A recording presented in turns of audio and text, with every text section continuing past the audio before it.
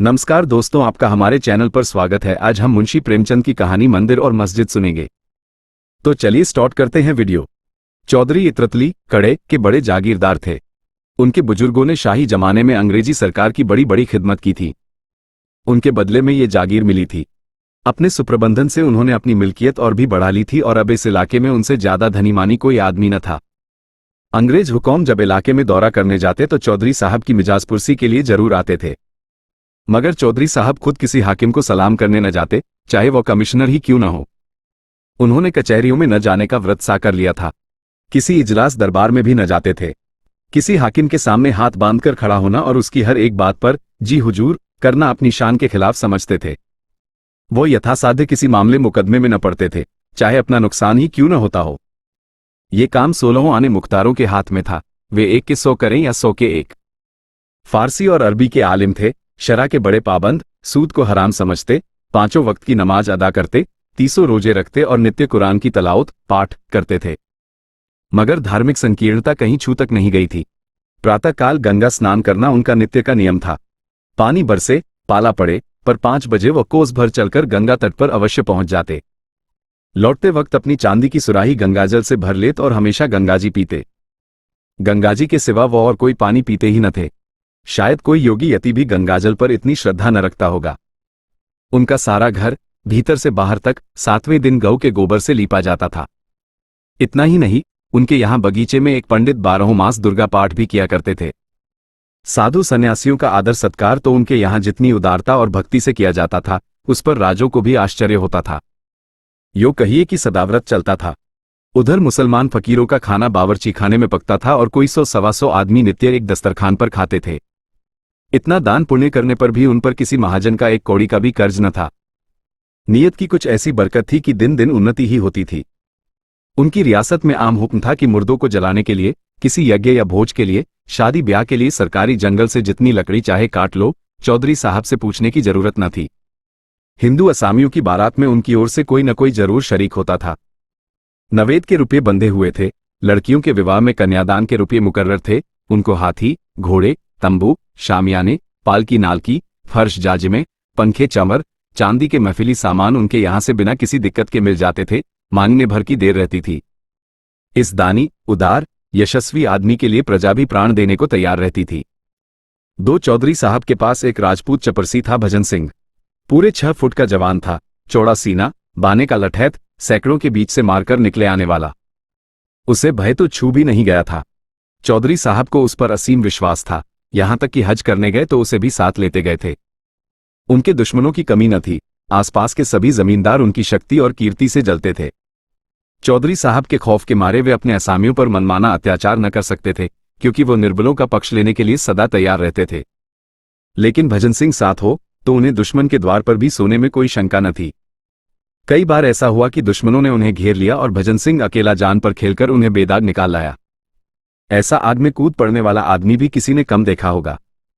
वो कहीं बाहर जाता तो जब तक खैरियत से घर न पहुंच जाए, चौधरी साहब को शंका बनी रहती थी कि कहीं किसी से लड़ न बैठा हो। बस पालतू भेड़े की सी दशा थी, जो जंजीर से छुटते ही किसी न किसी से टक्कर लेने दौड़ता है। तीनों लोक में चौधरी साहब की सिवा उसकी निगाहों में और कोई था ही नहीं। बादशाह कहो, मालिक कहो, देवता कहो, जो कुछ थे चौधरी साहब थे। मुसलान लोग चौधरी साहब से जला करते थे। उनका ख्याल था कि वह अपने दीन से फिर गए हैं। ऐसा विचित्र जीवन सिद्धांत उनकी समझ में क्यों कर आता। मुसलमान सच्चा मुसलमान है तो गंगाजल क्यों पिए, साधुओं का आदर सत्कार क्यों करे, दुर्गा पाठ क्यों करावे।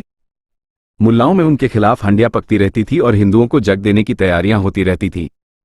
आखिर यह राय तय पाई कि ठीक जन्माष्टमी की दिन ठाकुर द्वारे पर हमला किया जाए और हिंदुओं का सिर नीचा कर दिया जाए, दिखा दिया जाए कि चौधरी साहब के बल पर फूले फूले फिरना तुम्हारी भूल है।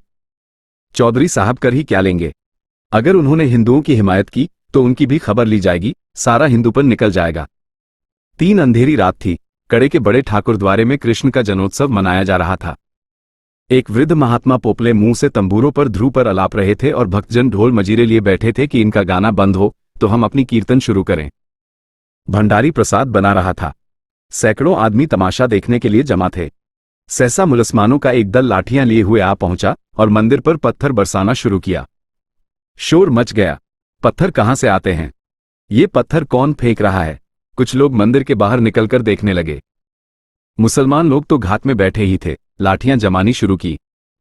हिंदुओं के हाथ में उस समय ढोल मंजीरे के सिवा और क्या था। कोई मंदिर में आ छिपा, कोई किसी दूसरी तरफ भागा। चारों तरफ शोर मच गया। चौधरी साहब को भी खबर हुई। भजन सिंह से बोले, ठाकुर देखो तो क्या शोरगुल है, जाकर बदमाशों को समझा दो और न माने तो 2-4 हाथ चला भी देना, मगर खून खच्चर न होने पाए। ठाकुर यह शोरगुल सुन सुनकर दांत पीस रहे थे, दिल पर पत्थर की सिल रखे बैठे थे। यह आदेश सुना तो मुमांगी मुराद पाई। शत्रु भंजन डंडा कंधे पर रखा और लपके हुए मंदिर पहुंचे। वहां मुसलमानों ने घोर उपद्रव मचा रखा था। कई आदमियों का पीछा करते हुए मंदिर में घुस गए थे और शीशे के सामान तोड़ फोड़ रहे थे। ठाकुर की आंखों में खून उतर आया, सिर पर खून सवार हो गया। ललकारते हुए मंदिर में घुस गया और बदमाशों को पीटना शुरू किया। एक तरफ तो वह अकेला और दूसरी तरफ 50 आदमी। लेकिन वाह रे शेर, अकेले सबके छक्के छुड़ा दिए, कई आदमियों को मार गिराया। गुस्से में उसे इस वक्त कुछ न सूझता था, किसी के मरने जीने की परवाह न थी। मालूम नहीं उसमें इतनी शक्ति कहां से आ गई थी। उसे ऐसा जान पड़ता था कि कोई दैवी शक्ति मेरी मदद कर रही है। कृष्ण भगवान स्वयं उसकी रक्षा करते हुए मालूम होते थे।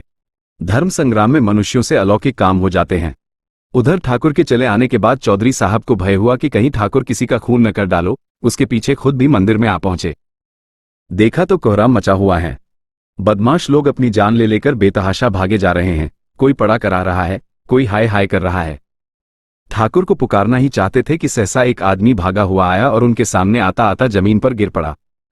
चौधरी साहब ने उसे पहचान लिया और दुनिया आंखों में अंधेरी हो गई। यह उनका इकलौता दामाद और उनकी जायदाद का वारिस शाहिद हुसैन था। चौधरी ने दौड़कर शाहिद को संभाला और जोर से बोला, ठाकुर इधर आओ, लालटेन लालटेन। आह, ये तो मेरा शाहिद है। ठाकुर के हाथ पांव फूल गए। लालटेन लेकर बाहर निकले। शाहिद हुसैन ही थे। उनका सिर फट गया था और रक्त उछलता हुआ निकल रहा था। चौधरी ने सिर पीटते हुए कहा, ठाकुर तूने तो मेरा चिराग ही गुल कर दिया। ठाकुर ने थरथर कांपते हुए कहा, मालिक भगवान जानते हैं मैंने पहचाना नहीं। चौधरी, नहीं, मैं तुम्हारे ऊपर इल्जाम नहीं रखता। भगवान के मंदिर में किसी को घुसने का अख्तियार नहीं है। अफसोस यही है कि खानदान का निशान मिट गया और तुम्हारे हाथों। तुमने मेरे लिए हमेशा अपनी जान हथेली पर रखी और खुदा ने तुम्हारे ही हाथों मेरा सत्यानाश करा दिया। चौधरी साहब रोते जाते थे और ये बातें कहते जाते थे। ठाकुर ग्लानि और पश्चाताप से गड़ा जाता था। अगर उसका अपना लड़का मारा गया होता तो उसे इतना दुख न होता। आह, मेरे हाथों मेरे मालिक का सर्वनाश हुआ, जिसके पसीने की जगह वह खून बहाने को तैयार रहता था, जो उसका स्वामी ही नहीं इष्ट था, जिसके जरा से इशारे पर वह आग में कूद सकता था, उसी के वंश की उसने जड़ काट दी। वो उसकी आस्तीन का सांप निकला। रुंधे हुए कंठ से बोला, सरकार मुझसे बढ़कर अभागा और कौन होगा। मेरे मुंह में कालिक लग गई। ये कहते कहते ठाकुर ने कमर से छुरा निकाल लिया। वो अपनी छाती में छुरा घोंपकर कालिमा को रक्त से धोना ही चाहते थे कि चौधरी साहब ने लपककर छुरा उनके हाथों से छीन लिया और बोले, क्या करते हो, होश संभालो। ये तकदीर के करिश्मे हैं, इसमें तुम्हारा कोई कसूर नहीं। खुदा को जो मंजूर था वह हुआ। मैं अगर खुद शैतान के बहकावे में आकर मंदिर में घुसता और देवता की तौहीन करता और तुम मुझे पहचान कर भी कत्ल कर देते तो मैं अपना खून माफ कर देता। किसी के दीन की तौहीन करने से बड़ा और कोई गुनाह नहीं है। गो इस वक्त मेरा कलेजा फटा जाता है और यह सदमा मेरी जान ही लेकर छोड़ेगा, पर खुदा गवाह है कि मुझे तुमसे जरा भी मलाल नहीं है। तुम्हारी जगह मैं होता तो मैं भी यही करता, चाहे मेरे मालिक का बेटा ही क्यों न होता। घर वाले मुझे तानों से छेदेंगे, लड़की रो रोकर मुझसे खून का बदला मांगेंगी, सारे मुसलान मरे खून के प्यासे हो जाएंगे, मैं काफिर और बेदीन कहा जाऊंगा। शायद कोई दीन का पक्का नौजवान मुझे कत्ल करने पर भी तैयार हो जाए, लेकिन मैं हक से मुंह न मोड़ूंगा। अंधेरी रात है, इसी दम यहां से भाग जाओ और मेरे इलाके में किसी छावनी में छिप जाओ। वो देखो, कई मुसलमान चले आ रहे हैं, मेरे घर वाले भी हैं, भागो भागो। 4 साल भर भजन सिंह चौधरी साहब के इलाके में छिपा रहा। एक और मुसलमान लोग उसकी टोह में लगे रहते थे, दूसरी ओर पुलिस। लेकिन चौधरी उसे हमेशा छिपाते रहते थे। अपने समाज के ताने सहे, अपने घरवालों का तिरस्कार सहा, पुलिस के वार सहे, मुल्लाओं की धमकियां सही, पर भजन सिंह की खबर किसी का कानो कान न होने दी। ऐसे वफादार स्वामी भक्त सेवक को वो जीते जी निर्दय कानून के पंजे में न देना चाहते थे। उनके इलाके की छावनियों में कई बार तलाशियां हुई। मुल्लाओं ने घर के नौकारों, मामाओं, लौंडियों को मिलाया, लेकिन चौधरी ने ठाकुर को अपने एहसानों की भांति छिपाए रखा। लेकिन ठाकुर को अपने प्राणों की रक्षा के लिए चौधरी साहब को संकट में पड़े देखकर असह्य वेदना होती थी। उसके जी में बार बार आता था, चलकर मालिक से कह दूं, मुझे पुलिस के हवाले कर दीजिए। लेकिन चौधरी साहब बार बार उसे छिपे रहने की ताकीद करते रहते थे। जाड़ों के दिन थे। चौधरी साहब अपने इलाके का दौर कर रहे थे। अब वो मकान पर बहुत कम रहते थे। घरवालों के शब्द बाणों से बचने का यही उपाय था। रात को खाना खाकर लेटे ही थे कि भजन सिंह आकर सामने खड़ा हो गया। उसकी सूरत इतनी बदल गई थी कि चौधरी साहब देखकर चौंक पड़े। ठाकुर ने कहा, सरकार अच्छी तरह है? चौधरी, हाँ, खुदा का फजह है। तुम तो बिल्कुल पहचाने ही नहीं जाते। इस वक्त कहां से आ रहे हो? ठाकुर, मालिक, अब तो छिपकर नहीं रहा जाता। हुक्म हो तो जाकर अदालत में हाजिर हो जाऊं। जो भाग्य में लिखा होगा वह होगा। मेरे कारण आपको इतनी हैरानी हो रही है, यह मुझसे नहीं देखा जाता। चौधरी, नहीं ठाकुर, मेरे जीते जी नहीं। तुम्हें जानबूझकर भाड़ के मुंह में नहीं डाल सकता। पुलिस अपनी मर्जी के माफिक शहादातें बना लेगी और मुफ्त में तुम्हें जान से हाथ धोना पड़ेगा। तुमने मेरे लिए बड़े बड़े खतरे सहे हैं। अगर मैं तुम्हारे लिए इतना भी न कर सकूं तो मुझसे कुछ मत कहना। ठाकुर, कही किसी ने सरकार। चौधरी, इसका बिल्कुल कम न करो। जब तक खुदा को मंजूर न होगा कोई मेरा बाल भी बांका नहीं कर सकता।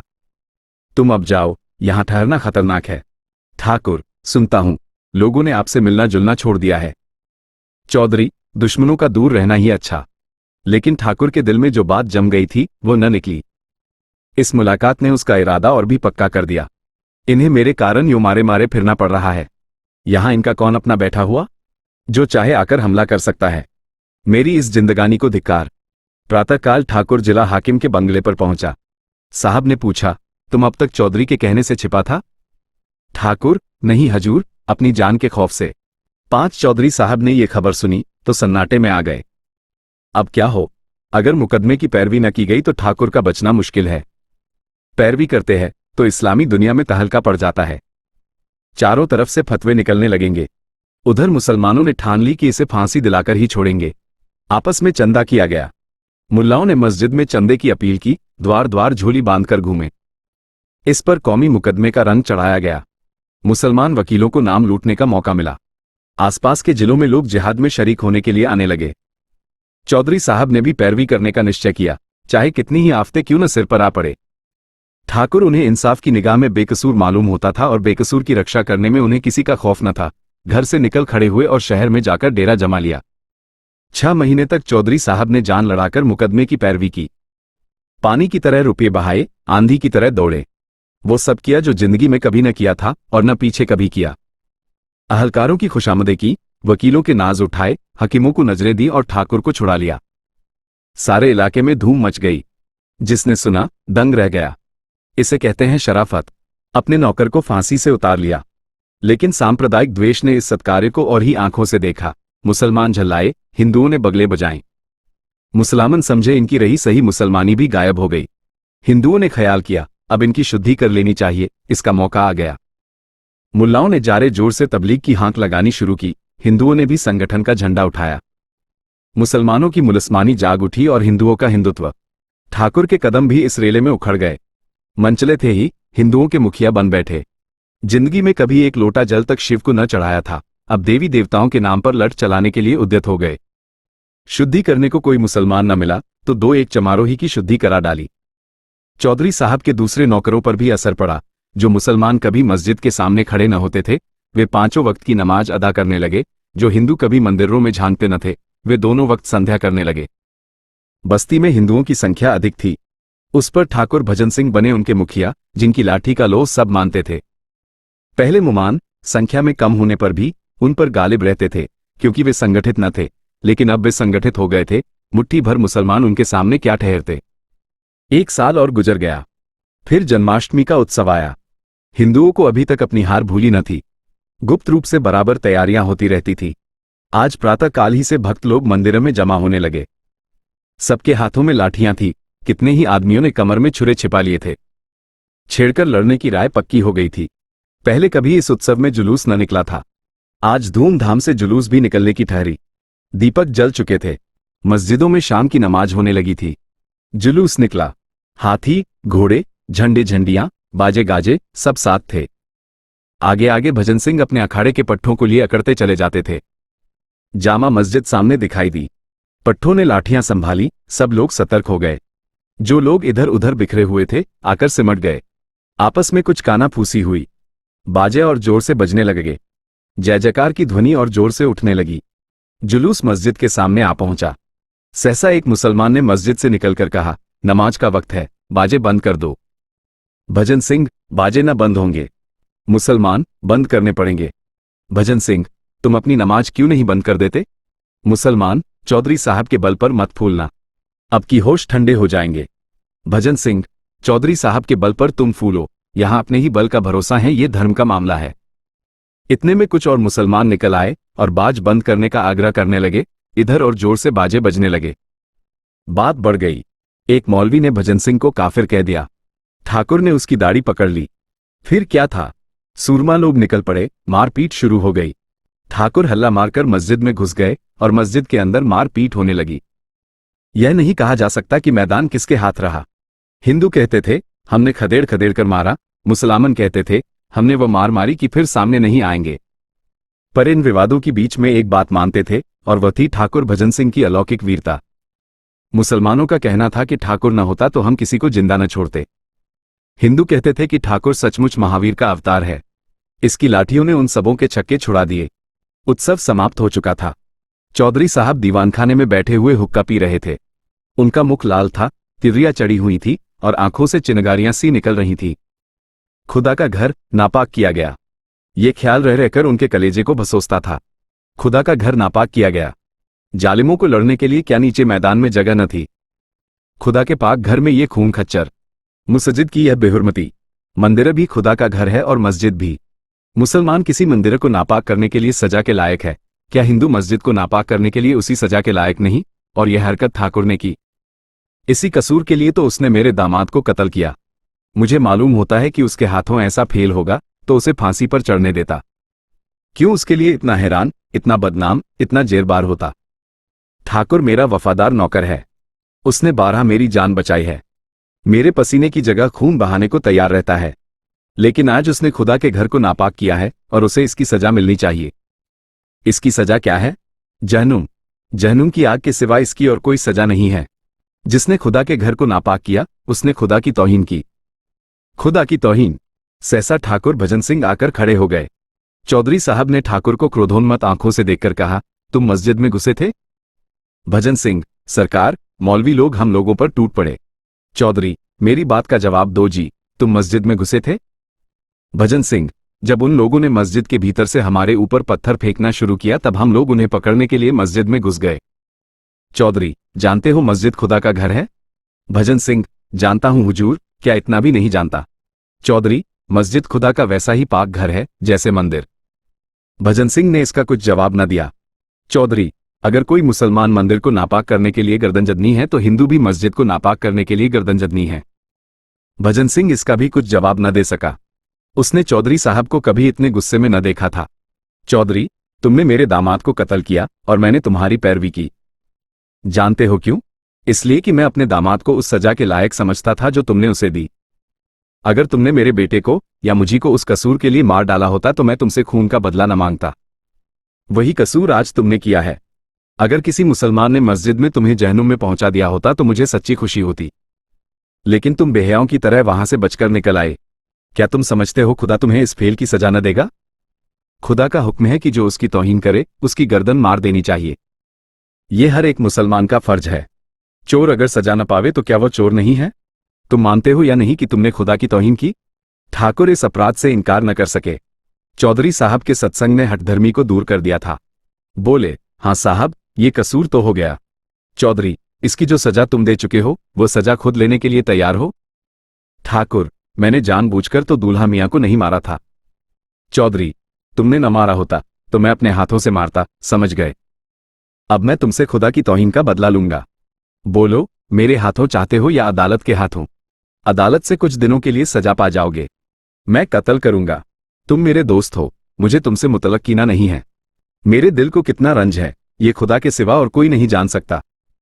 लेकिन मैं तुम्हें कत्ल करूंगा। मेरे दीन का ये हुक्म है। ये कहते हुए चौधरी साहब तलवार लेकर ठाकुर के सामने खड़े हो गए। विचित्र दृश्य था। एक बूढ़ा आदमी, सिर के बाल पके, कमर झुकी, तलवार लिए एक देव के सामने खड़ा था। ठाकुर लाठी के एक ही वार से उनका काम तमाम कर सकता था। लेकिन उसने सिर झुका दिया। चौधरी के प्रति उस रोम रोम में श्रद्धा थी। चौधरी साहब अपने दीन के इतने पक्के हैं, इसकी उसने कभी कल्पना तक न की थी। उसे शायद धोखा हो गया था कि ये दिल से हिंदू हैं। जिस स्वामी ने उसे फांसी से उतार लिया, उसके प्रति हिंसा या प्रतिकार का भाव उसके मन में क्यों कराता? वो दिलेर था और दिलेरों की भांति निष्कपट था। उसे इस समय क्रोध न था, पश्चाताप था। दीन कहता था, मारो। सज्जनता कहती थी, छोड़ो। दीन और धर्म में संघर्ष हो रहा था। ठाकुर ने चौधरी का असमंजस देखा। गदगद कंठ से बोला, मालिक, आपकी दया मुझ पर हाथ न उठाने देगी। अपने पाले हुए सेवक को आप मार नहीं सकते, लेकिन यह सिर आपका है। आपने इसे बचाया था, आप इसे ले सकते हैं। यह मेरे पास आपकी अमानत थी। वह अमानत आपको मिल जाएगी। सवेरे मेरे घर किसी को भेजकर मंगवा लीजिएगा। यहां दूंगा तो उपद्रव खड़ा हो जाएगा। घर पर कौन जाएगा? किसने मारा? जो भूल चूक हुई हो, क्षमा कीजिएगा। ये कहता हुआ ठाकुर वहां से चला गया।